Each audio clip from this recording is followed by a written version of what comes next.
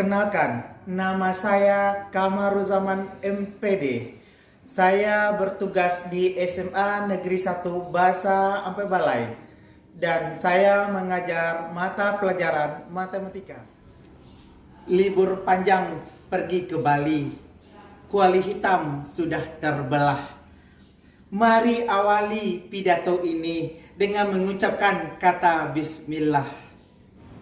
Pagi-pagi minum air hangat, tidak lupa menyantap coklat. Assalamualaikum wahai guru hebat, pagi-pagi harus semangat.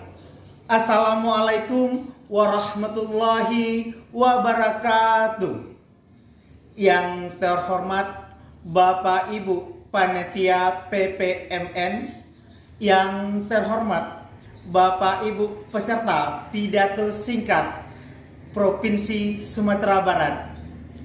Puji syukur marilah kita ucapkan kepada Allah Subhanahu wa taala yang mana pada hari ini kita diberi kesehatan, kesempatan dalam rangka melaksanakan yang pertama webinar public speaking, yang kedua melaksanakan lomba pidato singkat Guru se-Sumatera Barat. Dalam hal ini tema pendidikan dan judul pidato saya hari ini adalah mewujudkan pendidikan yang dirindukan murid. Selawat beriringan salam terutuk Nabi besar kita, yakni Nabi Muhammad Sallallahu Alaihi Wasallam, yang mana beliau telah mengantarkan umatnya dari alam gelap gulita ke alam terang benderang yang kita rasakan pada saat sekarang ini, yang berpedoman dengan dua Alkitab, yakni Al-Quran dan Al-Hadis. Bapak Ibu hadirin yang kami hormati, mengenai tentang pendidikan. Pendidikan adalah tanggung jawab seorang pendidik, dan di samping itu juga tanggung jawab orang tua, masyarakat, dan pemerintah. Yang kita lihatkan fenomena yang terjadi di lapangan seperti di sekolah-sekolah, terutama di SD, SMP, SMA, dan SMK. Banyak siswa tidak bersemangat untuk belajar menuntutkan pendidikannya karena suasana di sekolah tidak nyaman, aman, dan tentram. Untuk itu, marilah kita wujudkan pendidikan yang dirindukan oleh murid. Itu semua adalah tanggung jawab seorang pendidik. Bapak Ibu yang saya hormati, ada beberapa hal untuk mewujudkan pendidikan yang dirindukan murid. Yang pertama, seorang pendidik harus mempunyai empati yang tinggi kepada murid. Misalkan, seorang pendidik sebelum belajar harus tahu dengan keadaan murid apa yang dirasakan murid pada saat itu. Dengan adanya kita merasakan seperti itu, maka murid menyenangi dan merindukan kita menjadi pendidik yang terbaik. Yang kedua, yaitu menciptakan integritas dan kejujuran. Mereka adalah contoh teladan dengan sikap dan perilaku, dan mereka bertindak dengan mengintegritaskan tinggi, memberikan contoh kejujuran, tanggung jawab, dan etika kerja yang baik kepada murid. Untuk itu seorang pendidik harus memiliki integritas yang tinggi dan kejujuran. Yang ketiga, seorang pendidik harus bisa menjadi inspiratif dan motivatif. Artinya, seorang pendidik menjadi inspirasi buat muridnya agar murid bersemangat dalam belajar, terutama mata pelajaran matematika, dan memberikan inspirasi-inspirasi kepada muridnya. Yang keempat, kreativitas dalam pembelajaran. Seorang pendidik harus kreatif dalam pembelajaran, terutama mata pelajaran matematika.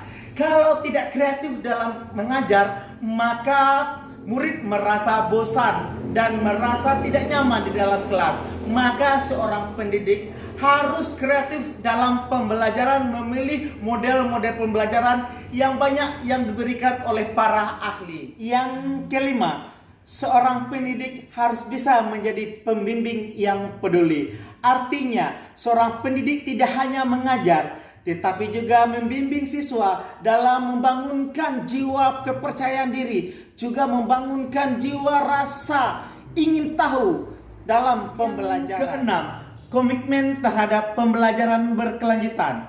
Seorang pendidik adalah pembelajaran seumur hidup yang berkomitmen untuk terus-menerus meningkatkan keterampilan, baik pengetahuan dan praktek pembelajaran pendidik. Pendidik terbuka terhadap inovasi, perubahan, dan pembaruan dalam pendidikan, dan selalu mencari cara untuk meningkatkan pengalaman dalam pembelajaran untuk membelajarkan siswa.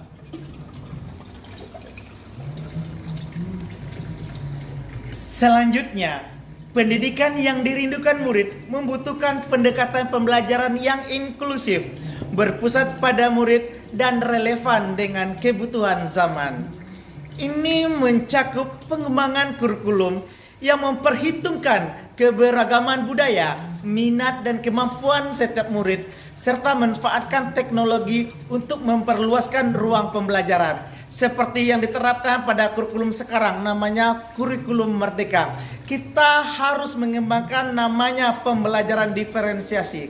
Pembelajaran diferensiasi adalah pembelajaran yang melihat bakat minat gaya belajar siswa, seperti gaya belajar siswa yang kinestetik, gaya belajar siswa yang visual, dan gaya belajar siswa yang auditory. Namun tidak cukup hanya memiliki infrastruktur dengan metode pembelajar yang canggih.